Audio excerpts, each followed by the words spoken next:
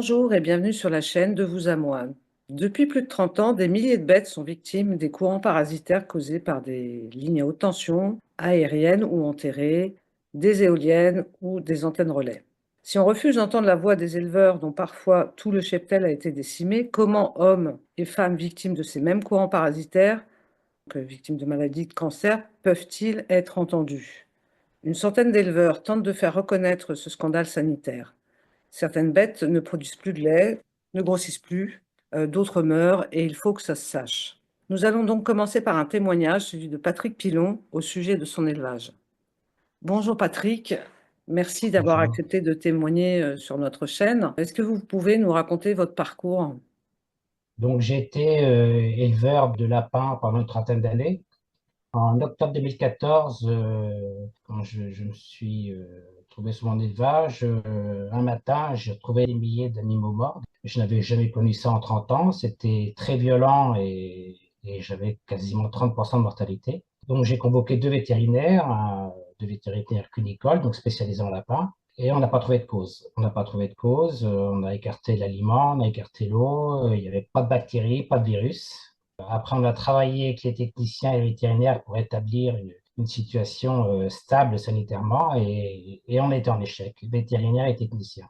Donc, au bout de 4 ans quand même de recherche, en vérifiant tous les aspects techniques, ils m'ont conseillé de contacter ou un géobiologue ou un mimétiseur parce qu'ils étaient complètement démunis. J'avais des animaux qui avaient des comportements totalement irrationnels. Par exemple, les embryons qui naissaient trop petits alors que l'alimentation, on l'a poussé à bloc. Donc, un mammifère, quand vous poussez l'alimentation avec des minéraux dans l'eau, en injection, etc., en principe, les embryons grossissent et là, ils sont restés très petits. Au niveau de l'alimentation, ils ne mangeaient pas. Ils ne mangeaient pas. Donc, en principe, on les rationne. Donc, quand on rationne un animal, généralement, dès qu'on lui apporte de l'aliment, il se jette dessus parce qu'il a faim, ce qui est normal. Donc là, aucune appétence, aucune appétence. Et au niveau du métabolisme, on avait un indice de consommation élevé. Alors, c'est quoi un indice de consommation? Un indice de consommation, c'est la quantité d'aliments qu'il faut pour faire 1 kilo de viande. Je vois, par exemple, un lapin, on est à peu près à 3 kilos. Il faut 3 kilos d'aliments pour faire 1 kilo de viande. En volaille, c'est, je crois, 1,5 kg d'aliments pour faire 1 kilo de viande. Et moi, j'arrivais à plus de 5. Donc, économiquement, c'est pas viable. On a la même chose en taurillon, en porc, etc. Donc, j'ai contacté un géobiologue, c'est une profession que je ne connaissais pas, et il se trouve qu'il y a des salariés géobiologues à la Chambre d'agriculture de la Sarthe. Il est venu sur mon élevage, donc ça c'était en 2018, et il m'a dit, c'est pas la peine de chercher plus loin, ça vient de l'antenne relais, vous êtes des dizaines, voire des centaines d'éleveurs impactés comme ça en France. Donc, bien évidemment, j'étais un petit peu surpris parce que l'antenne était quand même à côté de chez moi depuis de 30 ans. Je ne l'ai jamais soupçonné, j'avais jamais entendu parler, il y avait des problèmes d'antenne relais. Néanmoins, j'ai vérifié l'historique de l'antenne et il se trouve qu'en octobre 2014, l'antenne est passée en 4G. J'ai ensuite vérifié plus en amont tous mes résultats techniques et financiers. Et en 2011, j'avais déjà eu une baisse technique et financière et ça correspondait au passage en 3G. Donc, il y avait vraiment une corrélation qui était nette et évidente, quasiment au jour près, hein. Suite D'accord. à ça, avant de médiatiser, de contacter la presse, préfecture, députés, sénateurs, je me suis déplacé en Bretagne. Et là, j'ai trouvé effectivement beaucoup d'élevages impactés. Donc là, la colère m'a pris et j'ai commencé à partir de ce moment-là, à me battre, à rencontrer les ministres de l'Agriculture. J'ai même rencontré M. Macron, la presse, j'ai été convoqué à la préfecture. Donc tous savent qu'il y a des problèmes, tous. Le seul problème, c'est que c'est pas systématique. Vous pouvez être à côté d'une antenne, les animaux, il n'y a pas de problème. Donc, c'est pas systématique. Donc, on a demandé plusieurs éleveurs qu'il y ait des investigations qui soient mises en place par le ministère de l'Agriculture. Il se trouve qu'il y a déjà des rapports qui existent depuis plus de 15 ans, donc qui sont faits soit par des députés sénateurs via ce qu'on appelle l'OPEST, l'Office parlementaire, soit par un organisme qui dépend du ministère de l'Agriculture, qui s'appelle le CGER. Donc, tout ça, ça a été demandé depuis plus de 15 ans. Rien n'a été fait. Rien n'a été fait. Donc, je me bats encore aujourd'hui pour que toutes les réglementations qui ont été faites depuis 15 ans soient mises en place. Et c'est long. Et pour l'instant, on nous laisse, excusez-moi du terme, mais on nous laisse tous crever. Donc, moi, j'ai demandé une expertise via un avocat. Une expertise était programmée. Et 8 jours avant l'expertise, mon élevage a été rasé à coups de pelleteuse. Rasé par qui? Alors, ça a été rasé, je sais par qui, c'était par celui qui était en charge de dépolluer mon site. Comme j'étais en liquidation judiciaire, il faut dépolluer le site. Mais j'ai pas d'explication parce que il y avait rien qui justifiait de tout massacrer, les silos, les cages, les pompes bascules, les ordinateurs, il y avait rien qui justifiait ça. Donc, je n'ai pas de réponse aujourd'hui. D'accord, donc il y a même plus Il n'y a de plus traces d'expertise pour pouvoir possible. faire d'expertise, oui. Non. Donc, c'est pour ça que Monsieur Fesneau, le ministre de l'Agriculture, m'avait proposé de faire une expertise et évidemment, j'ai été en colère au salon à Paris parce que je lui ai dit, écoutez, vous me proposez une expertise alors que vous savez très bien, il n'y a plus rien, quoi. Tout a été détruit. Je suis un cas particulier, mais il y en a d'autres. Je prends l'exemple de Frédéric en Auvergne. Frédéric en Auvergne, impacté aussi par une antenne, donc il y a concomitance aussi. Il a obtenu de la justice l'arrêt de l'antenne pendant 2 mois pour faire des expertises et l'État a fait un recours au Conseil d'État pour annuler l'arrêt de l'antenne. Aujourd'hui, l'élevage est fermé. Un des plus gros élevages bovins en Auvergne. Donc on en est là. L'État a fait un recours au Conseil d'État pour D'accord. annuler la décision de justice. L'antenne n'a jamais été arrêtée. Nous, c'est ce qu'on demande. On demande qu'il y ait des antennes qui soient arrêtées provisoirement. Je vois en Auvergne, l'antenne était toute neuve. Toute la population vivait bien sans antenne. C'était pas compliqué de l'arrêter pendant 2 mois. Et c'est pas possible. Pourquoi c'est pas possible? Parce qu'ils savent ce qui se passe, quoi. Oui. Pourquoi l'expertise des géobiologues n'a pas de poids? La géobiologie, c'est du ressenti par rapport à la vie qui se passe dans le sol. Oui, Donc, c'est absolument pas reconnu. oui. Si vous voulez, un géobiologue, c'est celui, entre autres, qui va détecter, là, il y a une source, là, on peut faire un Oui, c'est puits. ça. Oui. Voilà, quoi. Donc, c'est Avec des absolument pas baguettes. reconnu. Oui. Donc, c'est absolument pas reconnu, mais beaucoup d'élevages ont réussi à résoudre des problèmes via des géobiologues. Chez moi, ça n'a pas été le cas. Moi, j'en ai vu une vingtaine. Tous m'ont dit, non, vous êtes trop impacté, on peut rien faire. C'est à cause vraiment de ce qui circule dans cette antenne. Trop puissante, oui, trop puissante. Oui. On a le même problème avec les éoliennes, on a le même problème avec des champs de panneaux photovoltaïques. Tout ce qui véhicule du courant, soit aérien, soit dans le sol.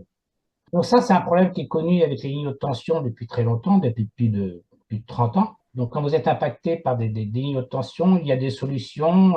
Il faut tout mettre à la terre, tout ce qui est ferraillage, mettre à la terre, relier toutes les ferrailles ensemble, ce qu'on appelle l'équipotentialité. Donc ça marche, mais pas toujours. Donc j'ai appris dernièrement, parce que je me suis déplacé sous ligne de tension, il y a des exploitations qui sont délocalisées parce qu'il n'y a pas de solution technique. La vie n'est plus possible dans certaines exploitations. Et D'accord. depuis, il y a les éoliennes et les antennes, on retrouve de plus en plus d'exploitations où la vie n'est plus possible. Ok, donc la Donc, seule issue, c'est partir. c'est partir. Oui, C'est partir et plus on monte en puissance et plus il y a d'installations électriques. Maintenant, je m'aperçois, il y a de plus en plus d'éleveurs aussi qui sont malades, qui sont dans l'obligation soit de quitter leur logement ou malheureusement pour d'autres, eh bien, ils restent sur place et ils savent qu'ils ont une épée de Damoclès sur la tête.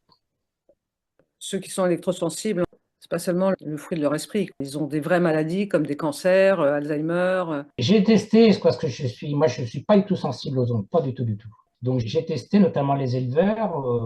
Je les ai amenés à des endroits un peu plus pollués que d'autres. Je vois quand j'étais à Rennes, j'ai fait l'expérience avec 3 éleveurs. Tous au même endroit m'ont dit, ici, je peux pas rester trop longtemps parce que je suis pas bien. Tous. D'accord, donc Et indépendamment les uns des autres, ils n'étaient pas au courant. indépendamment les uns des autres. J'ai testé, bon, avec les lapins, c'est assez simple. J'ai testé, pareil, sur mon élevage, j'ai mis 18 lapins à un endroit précis. J'ai fait l'expérience pendant 3 semaines, donc j'ai mis 18 lapins nourris avec de l'eau, enfin, d'aliment, et j'en ai mis 18 ailleurs. Ceux qui étaient à l'élevage, durée de vie 3 semaines. D'accord. 100% de Mais, mortalité, dans l'autre lot, zéro. oui, mais Donc c'est sur une grande parcelle, parce que sinon il suffirait de mettre les lapins ailleurs sur l'exploitation. j'avais une très grosse exploitation qui se chiffre en plusieurs millions d'euros pour délocaliser, c'est impossible, hein. Oui, bien sûr. Non, mais C'est impossible. ce que vous dites, j'ai mis des lapins sur une parcelle Oui, euh, où il y avait des problèmes et d'autres où il n'y avait pas de problème. Donc ça veut dire que sur votre exploitation, il y avait des endroits où il y avait plus de problèmes que d'autres? oui, oui. Oui, il y a des endroits où il y a plus de problèmes que d'autres, oui. Et ça, je ne peux pas vous l'expliquer. Moi, je ne suis ni géobiologue, ni Oui, bien sûr. électricien. Quand je me bats avec les ministères, c'est pour demander des investigations.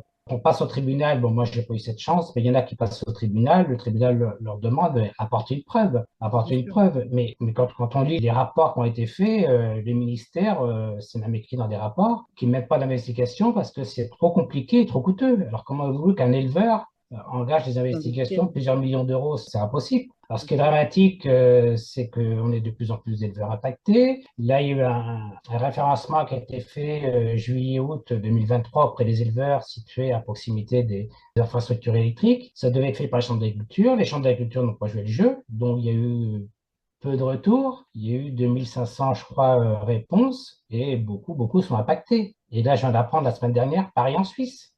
Donc, tout le monde sait, moi, à chaque fois qu'on a été reçu par les ministres, moi, j'ai été auditionné par le CGR 3 fois, j'ai été convoqué à la préfecture, tous savent qu'il y a des problèmes, tous, mais on n'a pas de réponse scientifique.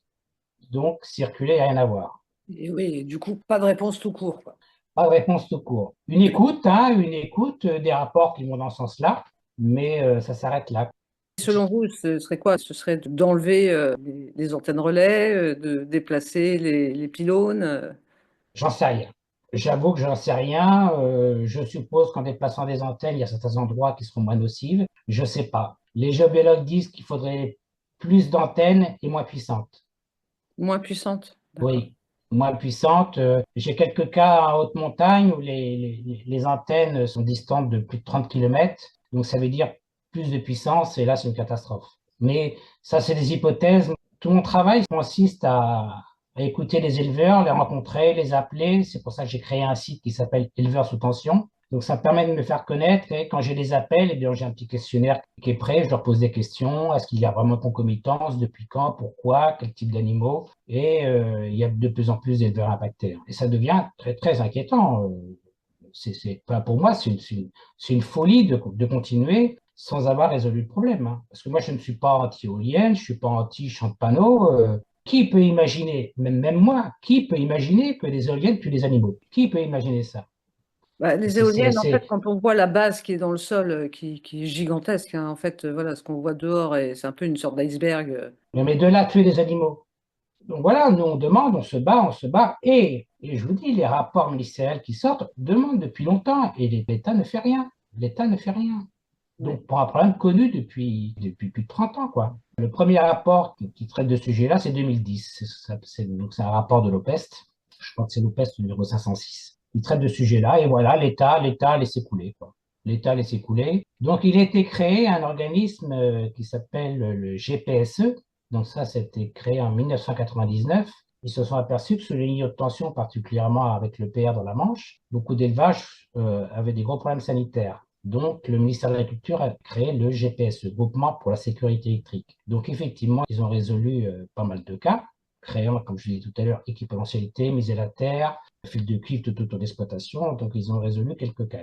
D'autres n'ont pas pu être résolus. Donc, délocalisation. Ça, vous le verrez nulle part dans la presse, puisque officiellement, il n'y a pas de délocalisation. Moi, j'ai échangé avec un responsable de RTE, il me dit non, il y a des délocalisations, oui, mais c'est pas lié à la ligne. Ben, je dis c'est lié à quoi alors? C'est les services sociaux, donc évidemment, je n'ai pas de réponse. Donc ça, c'est caché. En plus, le GPSE, donc, c'est financé par RTE et les éoliennes. Donc, le ministère nous demande de se rapprocher de GPSE, qui lui-même est financé par les fauteurs de troubles.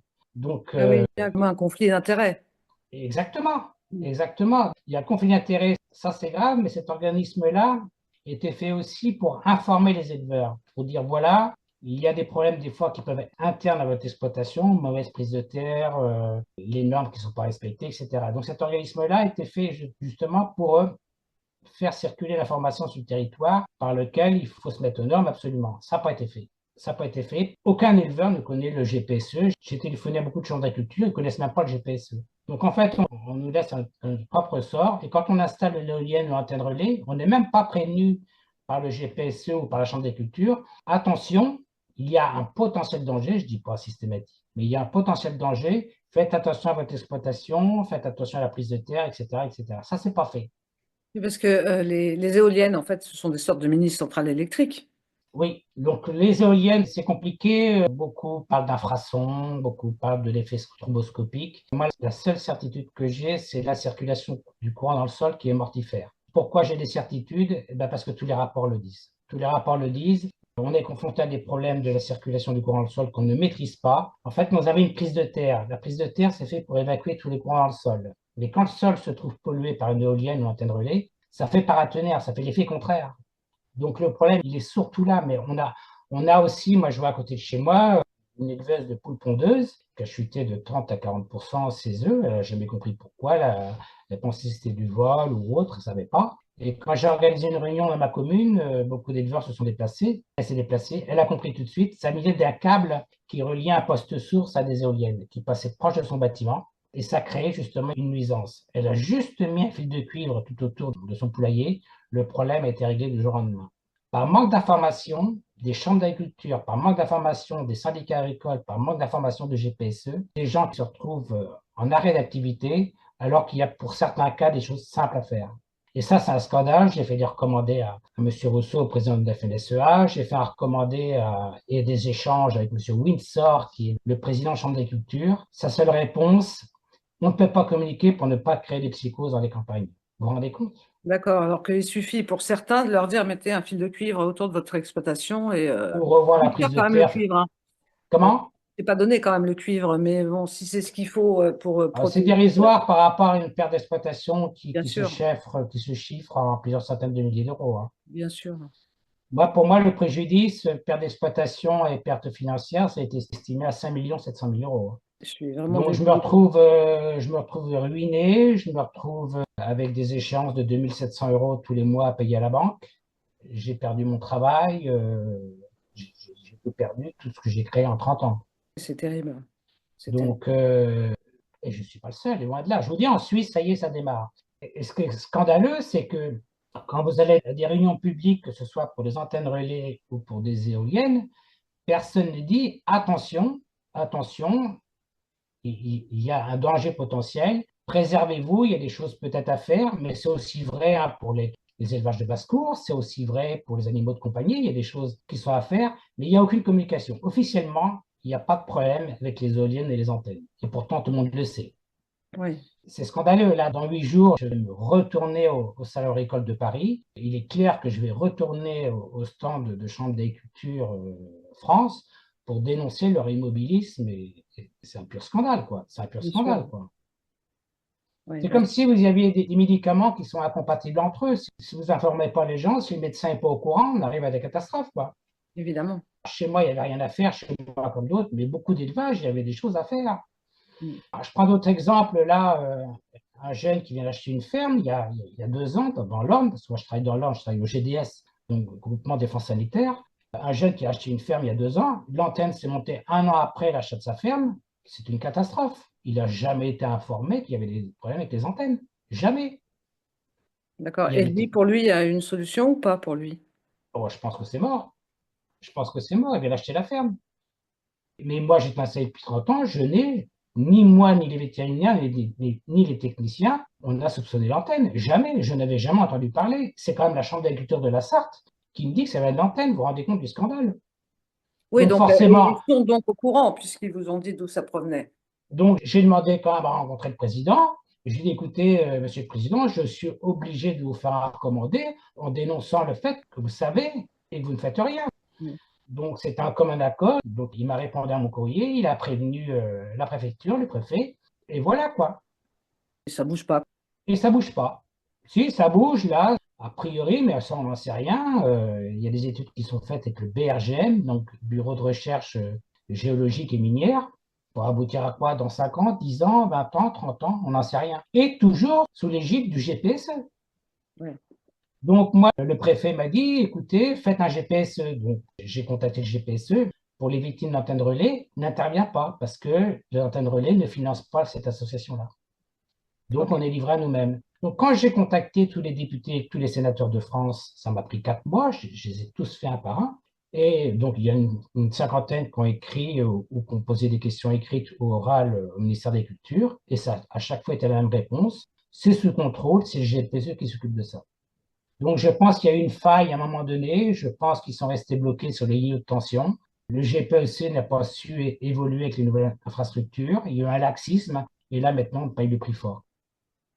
Bon, j'espère que votre entretien la semaine prochaine au Salon de l'Agriculture portera des fruits, hein. Vous savez, j'ai rencontré le ministre, M. Mm. Guillaume. Après, j'ai rencontré M. Denormandie, M. Fesneau 3 fois, M. Macron, convoqué préfecture. La préfecture m'a demandé de chiffrer mon préjudice. C'est ce que j'ai fait. Ça m'a coûté 1 700 € en passant par un expert comptable. Et depuis, plus de nouvelles de la préfecture. Plus de nouvelles. J'ai été reçu aussi par le président du GPSE où je dénonce très fortement son attitude. Voilà, on en est là, quoi. On en est là, quoi. Tout le monde sait, et j'ai l'impression que ça leur a échappé. C'est plus sous contrôle. Et puis, il faut continuer à faire des éoliennes, il faut couvrir toutes les zones blanches, donc il n'y a pas de solution, à pas nous sacrifier. Il y a un agriculteur qui avait obtenu gain de cause lors d'un procès. Je crois qu'il avait obtenu 140 000 euros. Alors c'est ridicule par rapport à ce que vous... Donc, celui qui a obtenu, s'appelle Finalement, Alain Croubois, et Alain Croubois, il a perdu en appel. c'est ça, il a perdu un appel, il a été condamné à verser 53 000 euros, je crois. Oui, c'est ça. Donc lui, son cas qui est connu par la presse, donc il avait des problèmes avec une ligne enterrée qui passe à côté de son exploitation. Donc il a financé pour déterrer ce câble-là, le mettre en aérien et l'éloigner de son exploitation. Donc les problèmes ont été réglés et malheureusement, il est perdu en appel. Donc il y a un autre éleveur, c'est le seul en France, qui a gagné en appel, qui s'appelle Monsieur Beaupré, qui a gagné 440 000 euros, je crois. Donc lui, il a pu prouver que ça venait de, je crois que c'est milieu de tension, lui. Il a pu le prouver parce qu'en fait, il a délocalisé sa ferme et en D'accord. délocalisant, tout était réglé. Ok, on voit que les procédures qui sont initiées par les agriculteurs, finalement, s'il y en a une sur... C'est la seule. c'est la seule, C'est la seule. ça n'incite pas les agriculteurs à faire de même, puisque chacun se dit que c'est voué à l'échec. C'est voué à l'échec parce que de toute façon, le ministère ou la justice va dire, écoutez, vous voyez ça avec le GPSE. Le GPSE va commencer à lister toutes les failles électriques sur votre exploitation, toutes les failles zootechniques, parce que quand on est éleveur, il y a toujours quelques failles qui traînent. Donc, ils établissent un rapport à charge et c'est fini pour vous. Ok. Voilà. Quelle solution apporter à ça? Parce que comme on l'a dit au début, c'est nocif pour les animaux, mais également pour les humains. Ce serait bien que chacun s'intéresse un peu à ce sujet et qui n'est pas réservé qu'aux exploitants. On peut tous être concernés par des problèmes de santé à cause de toutes ces ondes électromagnétiques qu'il y a, parce que ça provoque des cancers. Alors, du coup, on peut pas Alors, forcément faire le cancer, lien. Il y a des gens qui ont vraiment des trucs physiques, qui se sentent pas bien, qui tombent dans les pommes, tout ça, mais il y a des maladies plus insidieuses et faire la relation avec ça est beaucoup plus difficile, ou ça vient pas à l'idée. je prends l'exemple de mes lapins, je ne sais toujours pas de quoi ils sont morts.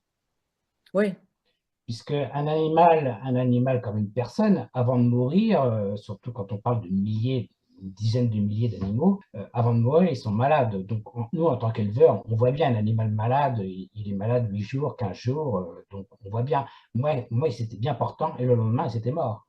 oui, Et j'entends parler, mais ça, moi, je suis pas médecin, mais j'entends parler chez les éleveurs et chez les voisins d'éleveurs, parce qu'il n'y a pas que des éleveurs qui sont impactés, il y a des lotissements qui sont impactés, hein, et ça, tout le monde le sait. Hein. En Loire-Atlantique, il y a deux catégories. Il y a le parc des Quatre Seigneurs où deux élevages ont fermé boutique. Les gens sont malades dans le lotissement, et il y a un nouveau cas là qui s'est déclaré à cause des éoliennes aussi, où dans le lotissement, ils sont malades aussi. Et j'entends parler beaucoup d'AVC, hein, oui. donc des décès violents. Mais dans le milieu humain, c'est très compliqué parce que des gens qui ont des insomnies, qui ont des problèmes dermato ou autres, quand ils vont voir leur médecin, il leur dit, mais vous savez, c'est l'effet nocebo. Donc l'effet nocebo, c'est le contraire du placebo. L'effet Mm. nocebo, c'est quand vous voyez quelque chose, ça vous rend malade. Ça existe, hein, l'effet nocebo. Oui, bien sûr. Donc c'est très facile pour l'être humain de dire que c'est l'effet nocebo. C'est très facile. Hein. Ça existe certainement. Hein. Des gens qui ont peur, donc forcément, ça crée. Mais chez les animaux, on ne peut pas parler d'effet Voilà, nocebo. exactement, c'est ce que j'allais dire. On ne peut pas. Donc Ouais. c'est pour ça qu'au niveau des animaux, on demande. Au niveau de la communication, c'est ça qui est une catastrophe, c'est que c'est caché. Rien n'empêche d'avertir les vétérinaires, les organisations agricoles, de dire voilà, on a soupçon de quelque chose, il se passe quelque chose, oui, on n'arrive pas à l'expliquer scientifiquement, mais informer les gens. L'étude suisse qui vient de sortir, là, que j'ai pris connaissance il y a 8 jours, il y a un organisme qui s'occupe des courants vagabonds et qui dit la priorité, c'est quand vous installez une antenne relais ou une éolienne, informez les éleveurs qui sont autour, informez-les Ouais. d'essayer de se protéger et puis éventuellement de faire ce qu'on appelle un état zéro. Ça a été demandé par des préfets en Loire-Atlantique, faire un état zéro, c'est-à-dire on fait le bilan d'une exploitation agricole à proximité des éoliennes, on fait un bilan électrique, on fait un bilan zootechnique, on fait tout ça, éventuellement à la charge des éoliennes, éventuellement. Donc on fait un état zéro et après on regarde ce qui se passe après. Et ça, c'est refusé par les fédérations d'éoliennes et c'est refusé par tout le monde. Il y a une volonté de cacher les choses, ça c'est clair, c'est clair. Même les préfets qui demandent De ne pas assumer, c'est une volonté de ne pas assumer ce qui se passe. à assumer, ils n'ont pas assumé s'il n'y a pas de problème. C'est Donc ce ils n'ont qui- pas assumé, il n'y a pas de problème. Donc moi, quand je pose la question à la Fédération des éoliennes, mais pourquoi, s'il n'y a pas de problème, vous adhérez au GPSE? Pourquoi est-ce que vous payez des fois des frais dans des exploitations agricoles s'il n'y a pas de problème? Hmm. Sous les lignes haute tension, il y a des sommes assez importantes qui sont dépensées par RTE pour résoudre des problèmes. Les éoliennes, des fois, le font, mais des fois, ils font le rapport, ils s'en vont. Et l'éleveur n'a même pas connaissance du rapport. Donc, le GPSE n'assume pas ce qu'il doit faire. Selon moi, le GPSE, c'est d'empêcher des procédures, c'est d'empêcher de la médiatisation. Donc ça, je demande aussi que ce soit éclairci. Ouais. Mais il n'y a pas que moi, les députés aussi. Les députés ont écrit au gouvernement. Il est nécessaire et urgent que le GPSE ne soit plus financé par les fauteurs de troubles. C'est quand même extraordinaire, ça. Évidemment. On voit bien que les conflits d'intérêts existent dans toutes les industries, hein. Il y a pas... On est bien d'accord. C'est pour ça qu'il faut se battre. Merci Patrick d'avoir témoigné. J'espère qu'on pourra faire avancer les choses. On aura le témoignage de Luc Auffray, puisque cette vidéo, comme je l'ai dit, va comporter plusieurs témoignages. Je me permets de rajouter quelque chose. Bien sûr. Donc, tous ceux qui m'ont écouté la vidéo, je peux affirmer que la nocivité du courant dans le sol est inquiétante, que ce soit par des éoliennes, des champs de panneaux. Donc, les gens qui commencent à être malades, avoir des problèmes d'insomnie ou avoir des enfants et de comportements qui changent, il ne faut pas chercher bien loin. Très bien. Merci beaucoup Patrick. Merci à vous.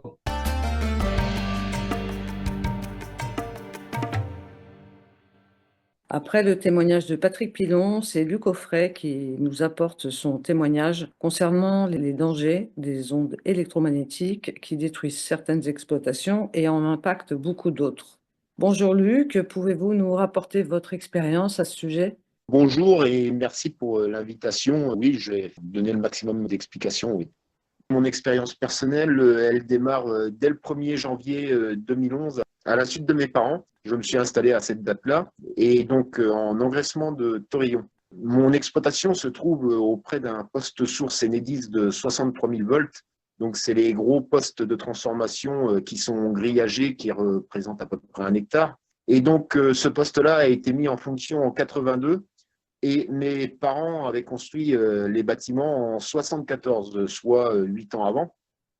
Mes parents faisaient de l'engraissement de taurillons sur les deux bâtiments qui étaient mis en service, c'est-à-dire des taurillons, ce sont des animaux, des jeunes taureaux de moins de 24 mois, et donc c'est pour la viande, ils partent à l'abattoir. Et moi, en 2011, comme je le disais tout à l'heure, je me suis installé le 1er janvier, et en 2012, j'ai mis en service un nouveau bâtiment. Ce nouveau bâtiment-là se trouve à 150 mètres de ce poste source, et les bâtiments de mes parents, ils se trouvent approximativement à 200-250 mètres. Et dès les premiers lots sortis de ce nouveau bâtiment que j'ai mis en service au mois d'août 2012, dès les premiers lots sortis, les résultats techniques étaient catastrophiques. Alors, j'avais entendu parler du problème des ondes électromagnétiques. Je n'aurais jamais pensé que j'en aurais été victime. Assez rapidement, j'ai fait appel à un géobiologue qui a mis des choses en place et tout. À chaque fois, ça a été pareil. Dès les premiers jours, ça se met à fonctionner, mais ça dure que 3, 4 jours, 5 jours au grand maximum. Et les éléments qui sont mis en place pour contrer les ondes électromagnétiques, qu'elles viennent en souterrain ou en aérien, au bout de 4 ou 5 jours, ces installations mises se rechargent en électricité négative. Et du coup, derrière, ça ne remarche plus. Les productions, les résultats techniques redeviennent catastrophiques. Quand vous dites que vous avez mis des choses en place, vous parlez par exemple de cuivre autour de l'exploitation? Effectivement, le géobiologue m'a fait mettre des installations de cuivre, un peu d'acupuncture de la terre. Et donc, jusqu'en 2018, à août 2018, j'ai fait venir 3 géobiologues différents. Ils ont tous vu qu'il y avait un souci sur l'exploitation. À chaque fois, ça m'a coûté de l'argent. Les 3 géobiologues m'ont coûté à peu près 7 000 à 8 000 euros avec les dispositifs qui ont été mis en place. Ça n'a jamais marché au final. Du coup, arrivé au mois d'août 2018, mon vétérinaire me dit, je vois que dans ton nouveau bâtiment, ça ne marche toujours pas, les résultats sont pas bons, ça se voit, les animaux sont pas bien du tout. Il me dit, on va arrêter les conneries avec les géobiologues et moi, je vais te faire venir un expert en électricité avec du matériel de mesure. Et cet expert-là a effectivement le matériel de mesure qui est agréé auprès des tribunaux et qui est cofraqué, donc il peut faire des expertises judiciaires. Et en octobre 2018, il est venu faire sa première expertise principalement en branchant un appareil de mesure d'électrique, de courant vagabond au compteur électrique, au compteur Enedis de mon exploitation. Et il l'a branché pendant une semaine et il en est ressorti effectivement des remontées d'électricité par la prise de terre jusqu'à 8 de différences terres neutres et les normes, il ne faut pas que ça dépasse 3. Et moi, j'avais installé des compteurs à eau. Les consommations d'eau ne sont pas vraiment homogènes d'une journée sur l'autre. C'est des animaux, c'est comme nous, ils ne boivent pas tous les jours la même chose, les mêmes quantités. Donc j'avais installé des compteurs à eau pour chacun de mes bâtiments. Il y a des agents d'Enedis ou RTE, peu importe, qui viennent travailler sur ce poste source qui est à proximité de mon bâtiment. Je les prends en photo et je les filme. J'envoie ça à mon vétérinaire pour mettre en concordance les consommations d'eau des animaux et la venue des agents d'Enedis ou d'RTE, peu importe, lorsqu'ils viennent travailler. Et à chaque fois, ou quasiment à chaque fois qu'ils viennent travailler, je me suis rendu compte que les consommations d'eau, soit elles partaient à la baisse, soit elles partaient à la hausse. Mais à la hausse, ça durait que 2-3 jours, tandis qu'à la baisse, c'était quasiment permanent. C'est-à-dire qu'au lieu de boire 50-60 litres d'eau en moyenne par rapport à la ration alimentaire que je leur donne, c'était plutôt 20-25 litres. Et il faut savoir que l'eau, pour la production de lait, l'eau est l'élément principal. Pour la viande aussi. Enfin, pour tout, c'est l'élément principal. Et c'est ce qui est le plus négligé, je dirais. C'est la ration qui passe en premier lieu. Vous avez comparé deux choses comparables, le même nombre d'animaux Alors, ce que je faisais, c'était que en tous les jours, moyenne? je prenais en photo quand ils venaient travailler. Et en plus de ça, là, par contre, c'était vraiment tous les jours, tous les jours, tous les jours. Pendant 5 ans, je l'ai fait. J'ai pris mes compteurs à eau tous les jours en photo que j'envoyais à mon vétérinaire tous les jours. Et je faisais la consommation qu'il y avait de bu par bâtiment sur 24 heures. Et je leur divisais par le nombre d'animaux qu'il y avait dans chaque bâtiment pour avoir la Moyenne. consommation moyenne d'un animal pour chaque bâtiment, sur 3 bâtiments. Et je l'ai fait, heureusement, parce qu'il y a eu des réunions avec Enedis, les avocats, les experts, mon maire, et la Chambre d'agriculture, etc. À la demande de l'expert judiciaire, il a demandé comme ça à ce que mes portables avec lesquels j'avais pris toutes ces photos soient envoyés à un huissier de justice pour que ce soit constaté par l'huissier d'État, pour que les preuves soient valables. Et donc mes portables sont partis chez un huissier de justice et le portable de mon vétérinaire aussi, pour que la date et l'heure soient mises, et, etc., etc. Que ce soit vraiment homologué par des experts, Validé, etc. ouais. Ok. Ouais. Donc, je conseille à tout le monde de faire ça. Et donc, pour en revenir au résultat, ce qui se passait sur les animaux, donc les animaux, quand ça ne marchait absolument pas, parce que ça, il faut que je dise ça aussi, suivant les périodes de l'année, soit ça marchait, soit ça ne marchait pas du tout. Soit ça marchait au top du top, voire correctement, ou soit ça ne marchait absolument pas du tout. Et j'ai remarqué que tous les ans, c'était pareil. À partir de fin avril, début mai, tous les ans, de ce poste source-là, il y a un hélicoptère qui partait à surveiller tous les départs de ligne. Il y en a 7 pour envoyer l'électricité à différents postes de répartition sur des communes environnantes autour. C'est un poste qui est assez stratégique, le poste source qui est à proximité de chez moi. Et donc, tous les ans, à la même date, l'hélicoptère passait. Et dès le lendemain que l'hélicoptère était passé, qu'est-ce que je voyais sur mes compteurs à eau? Une augmentation des consommations d'eau. Alors, soit la consommation d'eau était devenue extraordinaire, donc c'est-à-dire 60-65 litres, et là, je sais que ça marchait du top, soit depuis des années un petit peu moins, c'était 40-45 litres, mais les résultats techniques étaient corrects. Et pourquoi ça faisait ça? Je pense que c'est ça, et c'est quasiment sûr que ce soit ça.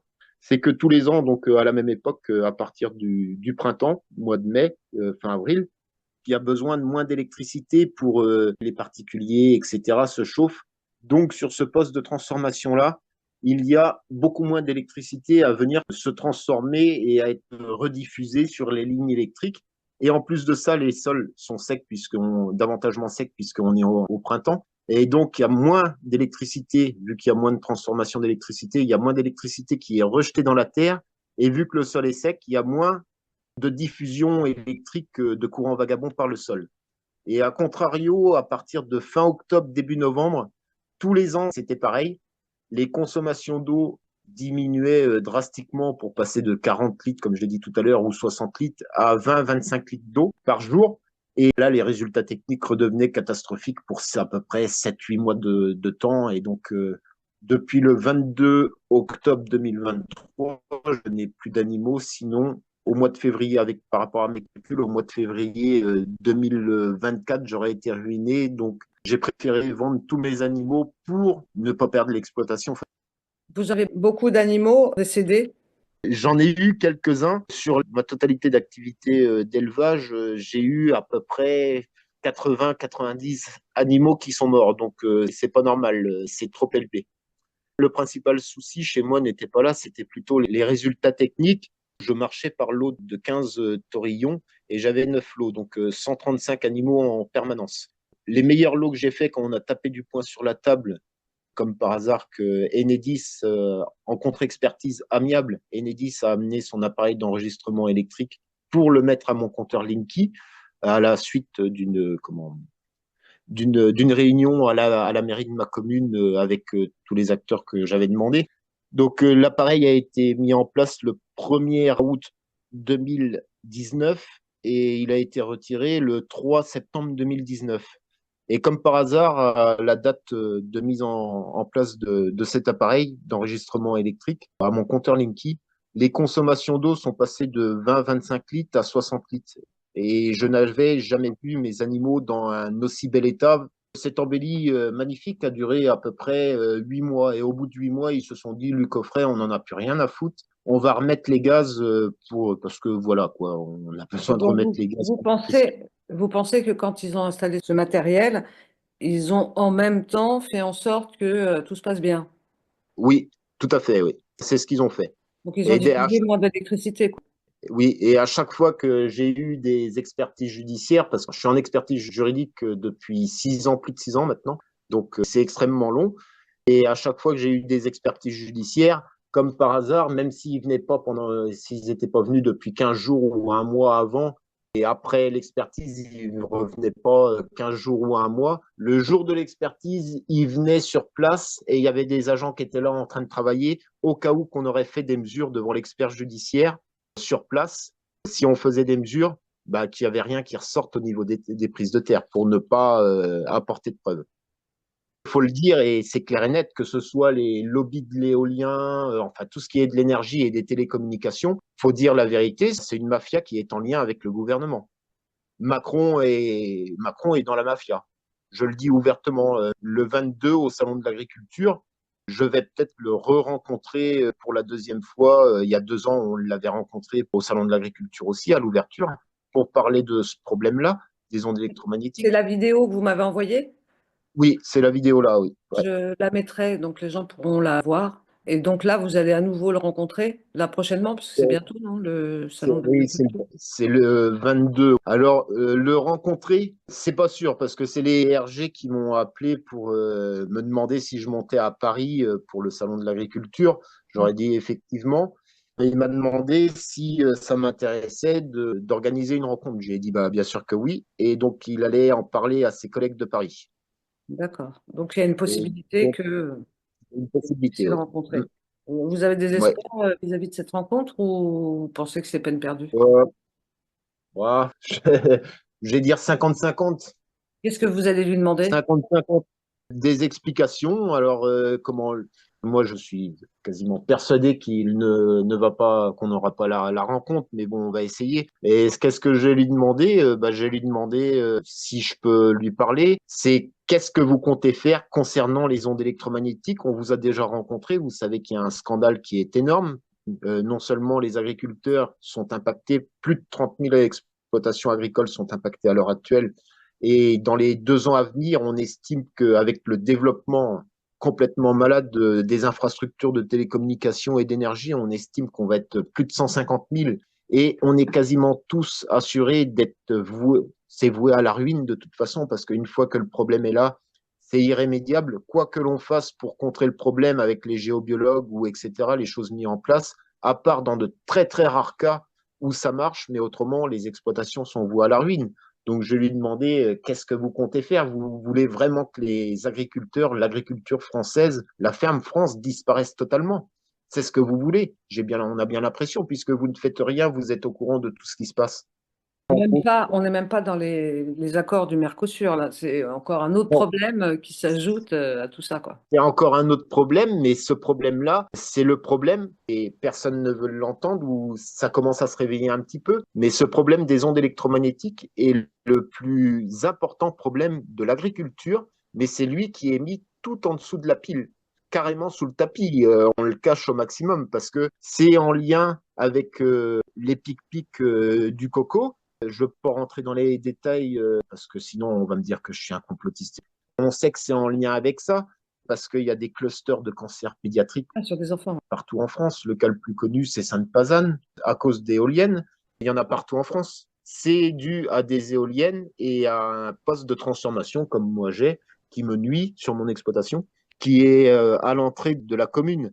Et dans Eure-et-Loir, il y a un cluster de cancer pédiatrique, à Lyon, à Marseille. Enfin, je ne vais pas tous les citer parce qu'il y en a partout en France. Mais il Mais y a des pourquoi, du coup, pourquoi vous reliez ça au pic-pic?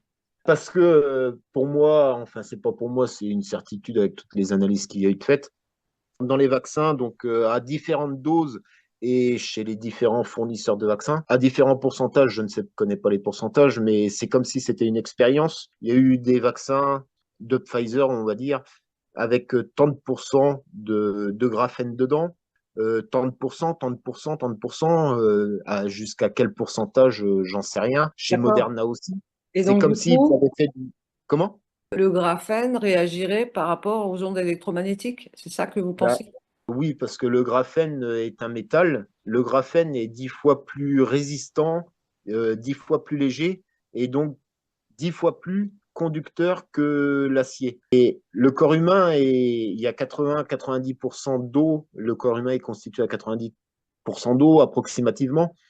Et les ondes électromagnétiques et l'eau, ça fait pas bon ménage. Et si en plus de ça, on ajoute du métal dans le corps avec l'eau, c'est ultra conducteur et ça fait vraiment pas bon ménage.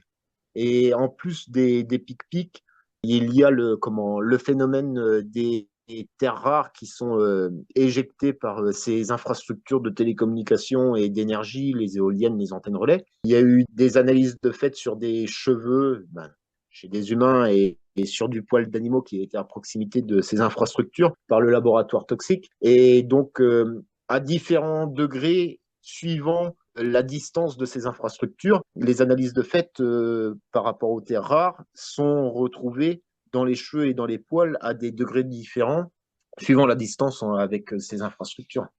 Et en plus des clusters de cancer pédiatrique, il y a des clusters de malformations pédiatriques. Il y a une association, c'est dans l'Ain, Valérie Bernardo. Elle a une association dans l'Ain qui regroupe dans les 500 personnes, je crois. Alors, il y a 400 éoliennes autour de 3 villages chez elle. Et donc, ils veulent en remonter 450 autres éoliennes. Et elle a son association. Donc, elle a toutes les maisons des 3 villages qu'il y a aux alentours. À chaque porte où elle va frapper, il y a minimum un cancer. Et donc, il y a les cancers, mais en plus de ça, il y a les malformations pédiatriques. Son voisin, le fils de son voisin, a eu un bébé il y a 5-6 mois maintenant. Le bébé est né avec la moitié du cerveau en moins. Et c'est sûr et certain que ça vient des éoliennes. Et au niveau des adultes, donc il y a des cancers aussi qui sont dus à ça. Mais en plus de ça, il y a de l'Alzheimer. C'est une certitude. De la sclérose en plaques, c'est une certitude aussi. On se pique le matin et le soir avec, à cause de ça, par rapport au sucre. Je sais plus comment ça s'appelle, mais il y en a certains qui sont dus à ça. Parce que toutes ces maladies-là, et puis d'autres maladies orphelines, plus ou moins, parce que toutes ces maladies-là, avant le milieu des années 90, il n'y avait pas de tout ça. Et depuis le milieu des années 90, avec le développement des infrastructures de télécommunications, la 1G, 2G, 3G, etc., ces maladies-là ne font que d'augmenter. C'est en croissante évolution. La maladie de Charcot, par exemple, aussi. On, Oui, mais ça, on l'a vu. Enfin, voilà, on l'a vu avec les pic-pics, c'est la maladie de Charcot. aussi, Toutes oui, les maladies c'est en lien. auto-immunes Ouais, c'est en sont. lien. C'est en lien. Après, on va me dire, qu'est-ce que tu en sais? Tu n'en sais rien, tu n'es pas scientifique, tu n'es pas médecin, etc. Je dis, mais je suis tout à fait d'accord. Mais rien que le fait de voir le comportement de mes animaux, et je ne suis pas le seul, par rapport aux ondes électromagnétiques, on voit bien qu'il y a quelque chose qui ne va pas du tout. Il y a de l'électricité qui remonte dans les abreuvoirs, par le sol, il y en a qui vient en aérien. on sait très bien qu'il y a un gros souci. Moi, j'ai envoyé 4 animaux en autopsie. Ce que les vétérinaires m'ont dit, c'est quand même trop fort. Ouais, ce qui s'est passé, c'est que vos animaux se battent. Je dis, c'est quand même bizarre. Il n'y a absolument pas de traces de coups, de blessures sur la peau et tout. Ah bah si, on a trouvé des grosses traces noires. Ah ouais, elles sont où les traces noires? Eh ben, elles sont à l'intérieur. Alors, ça veut dire qu'elles sont pas entre la peau, ni la viande ou les os. Elles sont à l'intérieur, les traces noires. Je leur dis, mais vous vous foutez complètement de C'est des nous. brûlures, en fait. C'est des brûlures, c'est des cancers, c'est des gros trucs noirs et c'est des cancers sur les animaux. Et ils veulent faire croire qu'ils se battent, alors que mes animaux étaient extrêmement calmes, voire totalement atones, il y avait des moments. Moi, j'ai vu des animaux, même s'ils n'étaient pas bien par rapport aux ondes électromagnétiques en pleine journée, parce que j'y allais plusieurs fois par jour, je les voyais, même s'ils n'étaient pas bien en rapport avec les ondes électromagnétiques, je ne me disais absolument pas, tiens, en voilà un qui va crever. Je les regardais tous un par un, ça allait. Et je retournais, je partais, j'allais faire quelque chose, je revenais, je ne sais pas, une demi-heure après, j'en trouvais un sur le carreau, alors qu'il n'avait aucun symptôme. Et ce que j'ai remarqué aussi, c'est que ils partent, quand ils crèvent, ils partent à l'équarrissage.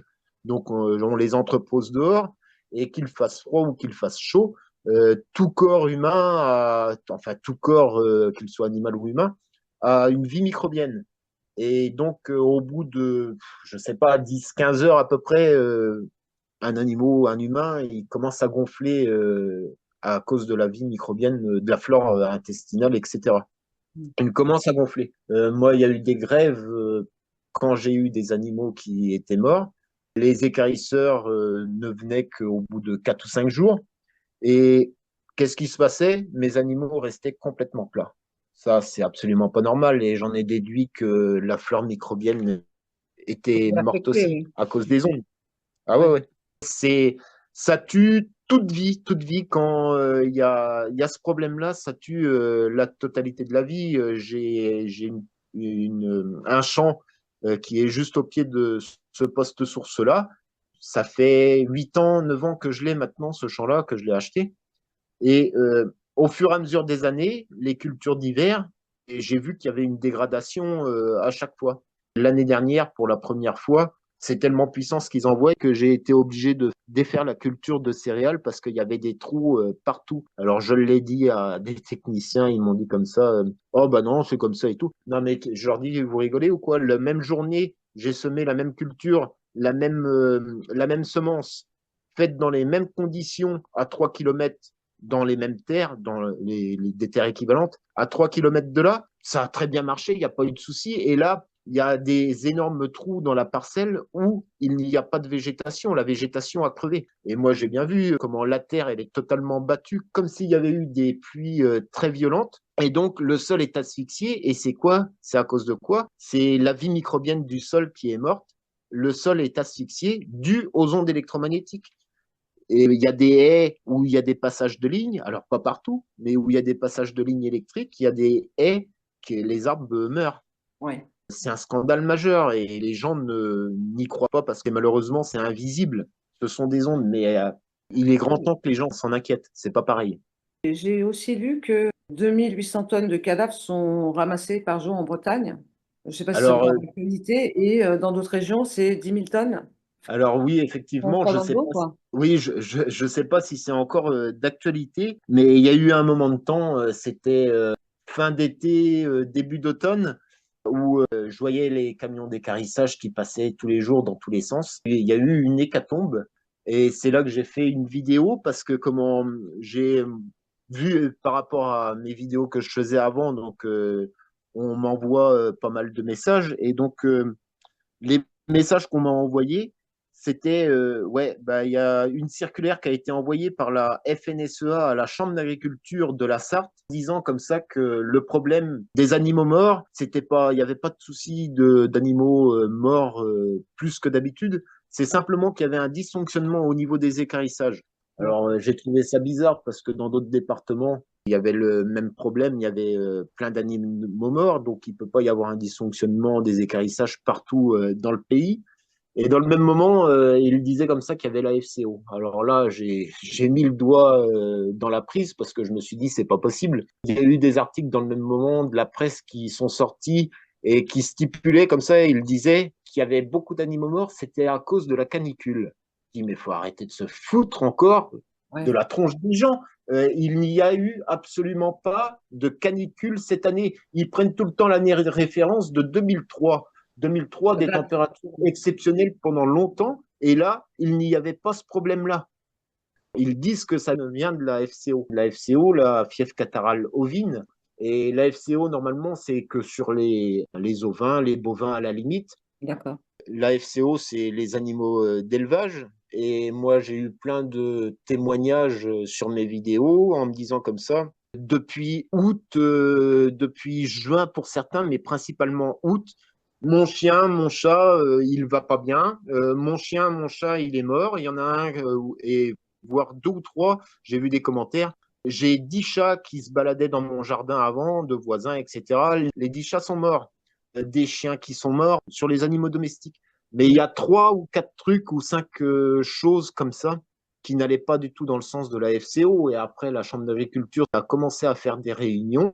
J'ai un collègue de Haute-Loire ou Loire, peu importe, qui a été à une de ces réunions. Et je lui ai dit, tu dis ce que je viens de dire, là, tu le dis pendant la réunion. Alors, il l'a dit à la fin, il s'est levé, il a dit comme ça, non, mais il faut arrêter, c'est le passage de la 4G à la 5G. Et vous voulez que les animaux soient vaccinés pour mettre de la RNM dedans, et c'est exactement ce qu'ils voulaient. Et il y a plein d'agriculteurs qui se sont levés, qui ont dit comme ça, bah oui, depuis le mois d'août, on voit qu'il y a quelque chose qui ne va pas du tout. Les animaux ne sont absolument plus bien du tout dans nos bâtiments, etc.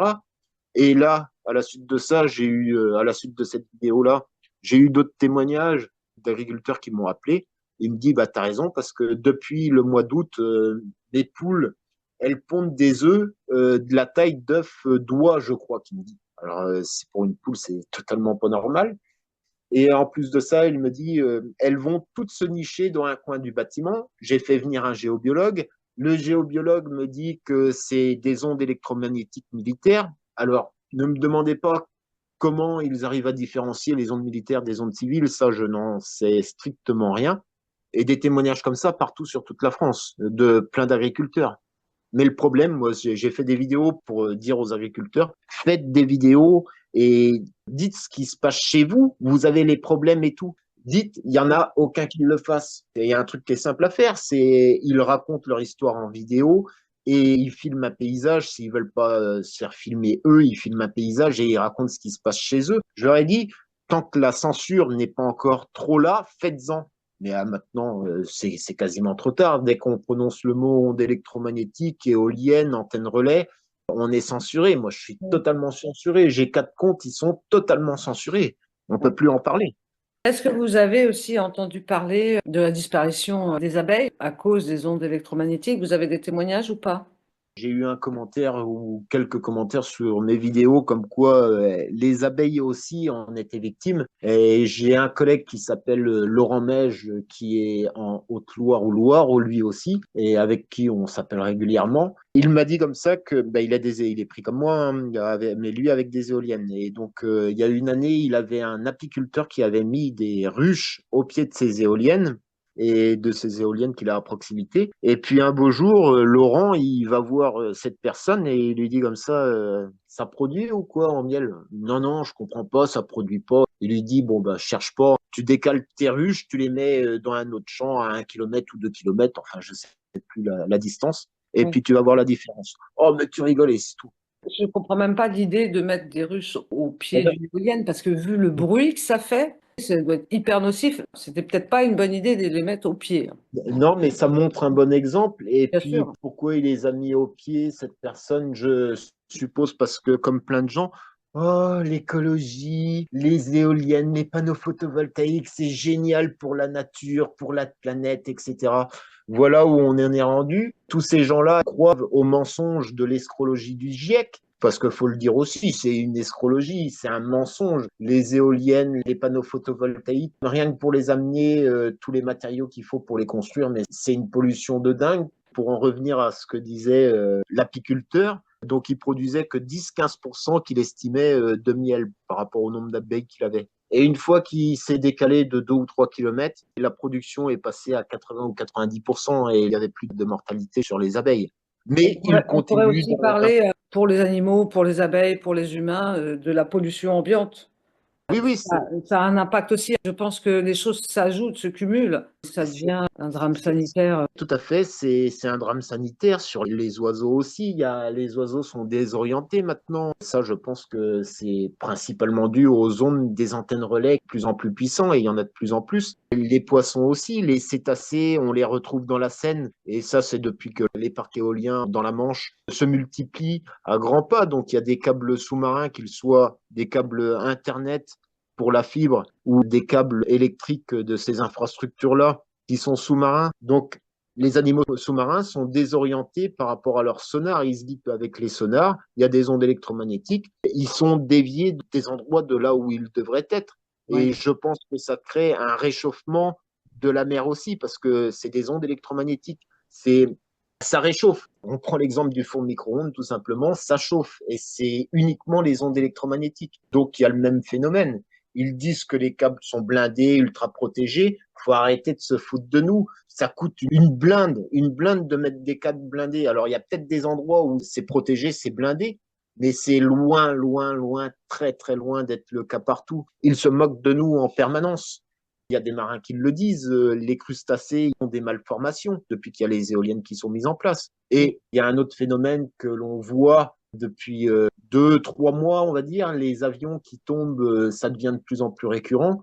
J'ai un doute aussi comme quoi les ondes électromagnétiques des antennes relais créent des nuisances au niveau Le contrôle des des appareils, installations électroniques des appareils de vol. c'est un autre sujet, hein. Oui, oui, c'est un autre sujet, Parce ouais. que là, on va loin, mais selon vous, qu'est-ce qu'il faudrait faire? Qu'est-ce qu'il faudrait faire à part virer toutes les éoliennes, enlever tout ce qu'on a déjà fait et il n'y a pas tellement d'options. C'est d'abaisser les normes au maximum, de protéger au maximum. Après, Revenir à la 4G, par exemple?